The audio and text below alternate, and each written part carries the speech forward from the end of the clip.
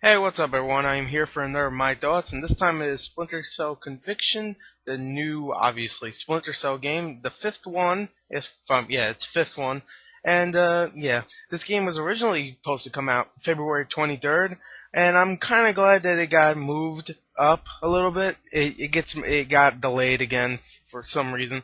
It got moved up to April 16th of 2010, I believe. I'm happy because I won't have that much money, and I was fighting for this or Aliens versus Predator, and I picked Alien versus Predator, so I wouldn't be able to get this anyway. But I'm glad that it moved up so I can get that, close to that date. Even though that date, that month has another game I can't wait for, Red Dead Redemption, which I'll talk about next time. But I could definitely maybe I don't know, whatever. I might have more money later than whatever. That's later. Let's just focus on now. Anyway, I want to do my thoughts on this, even though it's not coming out for another 3 months. So yeah, what do I think of Splinter Cell Conviction? Now, Splinter Cell is one of those series that I really like Splinter Cell, but I'm not a big stealth guy. So Splinter Cell 1 I disliked a lot because and Splinter Cell 2 to be honest because they're very linear. If you didn't kill a guy a certain way or you got caught, then game over. Splinter Cell 3 and Double Agent fixed that, so if you get caught, you can still find out a way to fix it or something. They don't just say, "Oop, game over." So Double Agent, I didn't really quite like, but I did like the multiplayer, and Chaos Theory was my favorite of them all, with a good story and just good gameplay overall, and a great multiplayer, just like Pandora Tomorrow, which is the second one, and Double Agent. Splinter Cell 1 is the weakest of them all. Second, Double Agent. Third, Pandora Tomorrow. Fourth, uh, what the hell is it called? Chaos Theory, which is the third one. And where will Splinter Cell Conviction be placed there? Well, I think it's going to be number one because it looks freaking fantastic. I will admit, the graphics look amazing. The gameplay looks changed overall. Just looks like an adrenaline kind of game. Like it's a thinking man's game. You pretty much have to figure out ways to kill your enemy in stealthy ways, but you can run in there and gun. You can run and gun if you want, which is cool. It kind of delivers on both aspects, just like on Batman Arkham Asylum. So will this be as good as Batman Arkham Asylum? Well, some people actually think Batman Arkham Asylum sucks. Those people should be castrated. But will this be as good? I think so. I think it might be just as good. If not, maybe better. It might be my game of the year. It looks great. It looks fantastic. I will admit this. I can't wait to get it. Blah blah blah. Let me tell you the cool things about it. Now they make this new interesting thing where you can mark targets. Now this is badass. Pretty much, if you're behind a door or something, you go look under it with some device, I guess, and you can actually mark the enemies or lights or something to make it dark. You can mark them, and when you open it, you're automatically targeted to those enemies. So if I mark two guys up and I open the door, I will shoot those two targets with whatever gun I'm holding. If I'm only targeting a light and there's two enemies there, I can shoot that light, run behind them, kill one, and then shoot the other, blah blah blah, all that stuff.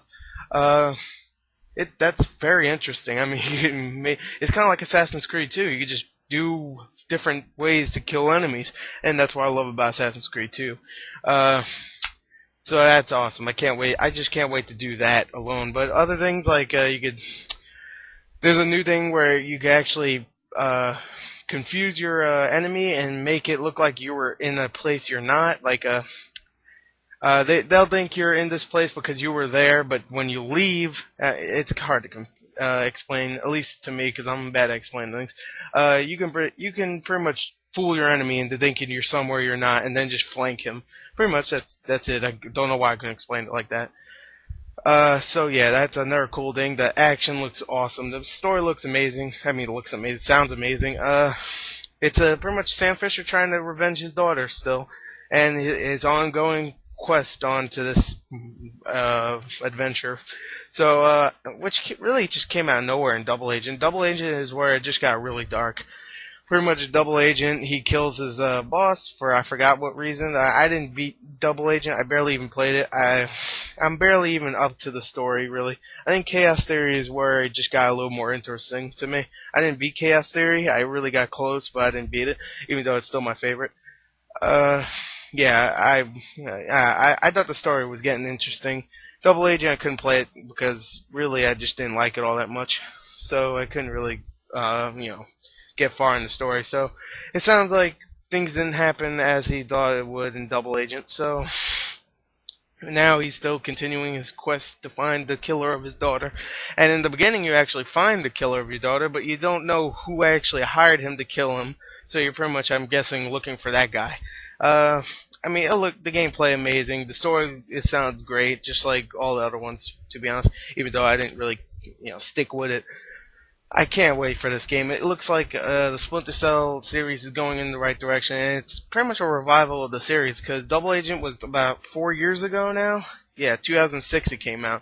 Usually Splinter Cell games come out maybe a year or two, a year or two. God damn it, year or two after another one comes out. Splinter Cell 1 came out in like what 2001 maybe 2002. Pandora Tomorrow I'm pretty sure it came out 2003. Chaos Theory came out maybe 2005. And then Double Agent came out 2006, but late 2006. Chaos Theory came out early 2005, so it was like a year and a half. So yeah, and now look at this. Splinter Cell Conviction was being made for 4 years, so it has to be good. I mean, I'm just saying. The multiplayer also, I saw gameplay. It looks just as good as the other ones, if not better with all the new stuff. I don't know. I didn't see a lot of gameplay, so I don't know if you can mark your targets like you can in the single player. But I know I'm forgetting some things to talk about. I haven't seen gameplay for in a while, so yeah. And this, whatever. I just can't wait for it. So overall, I just can't wait. If I had a can't wait-o meter, I would probably give it a 9, just like Aliens vs Predator. Maybe a 9.5. But yeah. The reason I would get Aliens vs Predator more than this is because Aliens vs Predator looks like it have more lasting appeal to me. Because I mean, the multiplayer looks much better than Splinter Cell Convictions, to me at least, just to me. Because Aliens and Predators are awesome, and Splinter Cell I played before, all the multiplayer. So yeah, it would definitely be a new treat to play at an Alien or a Predator in a multiplayer game, which is awesome. Anyway, yeah, Splinter Cell Conviction, can't wait for it, but whatever. Anyway, that's all I gotta say. I know this is kind of boring, but, kind of tired. My mouth's dry, I need to go get something to drink, and I'm, tired. So anyway, hope you enjoy this. My Book of Eli review will be up tomorrow. I'm gonna see it tomorrow. That's why it's not up today. And if I see it, I'm not sure if I'll see it, because, things happen. Anyway, thank you, and bye.